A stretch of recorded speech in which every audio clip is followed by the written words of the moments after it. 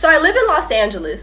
I've been here for the past 3 years now. I'm originally from New York. When I moved here, I ended up dabbling into a lifestyle which I was never familiar with. I ended up being introduced to the music industry. And upon my time being introduced to the music industry and all different types of influencers and celebrities, I seen a lot of wickedness that actually goes on in Hollywood. And with that being said, I have been using my voice to spread awareness to what actually goes on. So this is actually my thing. I was raised Christian. Before I moved to LA, I actually began to dabble in New Age spirituality practices. Prior to me making my initial move to LA, God sent a blind pastor all the way from Brazil to come to my mother's house in New York and pray for me because he said that there was a spirit of death in the home, and if he did not come pray for us, somebody was gonna die. On that day, he asked me if I wanted to accept Jesus into my life. And when he asked me that, I wouldn't even have thought that I wasn't living my life by God. At that given moment, he removed that stone rock that I had in my heart, and God fulfilled that void. But the pastor also said, you plan to go somewhere. You plan to go to California. God said that's not your calling. It's not for you to. You are not to go to California because it is not your calling. And you know what I did? I began to doubt God. I literally sat here and told myself, why doesn't God want me to make it? Why doesn't God want me to see me doing better with myself? Why does God want to see me stuck in one place? No, it's because God knew what was to come ahead. It was because God knew that the land of California had been sacrificed for the kingdom of darkness. So now I get here and I begin to get introduced to the music industry, something I had never been familiar with. Everything that they taught me about Disney growing up and music, I'm seeing right in front of my eyes.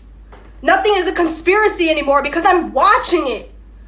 All those times where I was transitioning from New York to LA and people used to tell me, hey, be careful getting invited to those Hollywood mansion parties. You know they be doing sacrifices and this, that. And it got to a point where it would go in one ear and out the other. And I was looking at these people like there was conspiracies until I was watching it happen for myself. Until I also had friends that were getting invited to these parties where they couldn't go in without giving in their phone or pricking their blood or signing the NDA disclosure, where they're walking in and do a bunch of different orgies. But you know what was the last straw for me? The last straw for me was allowing those people who had been doing the devil's work into my home. Celebrities with blue checks, signed by some of your most favorite artists. This is not a joke. I can pull up surveillance video on my camera and show you conversations that have took place behind closed doors. Let me tell you guys something. There is actually a very famous popular meme that's going around that basically says, in LA, you ask a girl what she's doing this weekend, and she says something like, oh, going to Trippie Redd's house. That meme was basically made to show the reality of how regular it is for you to just end up at a celebrity's house on a regular weekend in Los Angeles. And guess what? That was a recruitment home. Basically a recruitment home in a sense of where that is where they recruited all females with lost souls. His brother tried to invite me there. I've been invited there several times, but I would not go because I just already had this feeling in my heart something was not right. And guess what? Every single female that I watched walk in that house has never walked out the same. They ended up getting spiritually turned out, going through all types of spiritual warfare. And to make it even better, let me tell you about this one story that my friend told me. One time she went to Trippie Redd's house.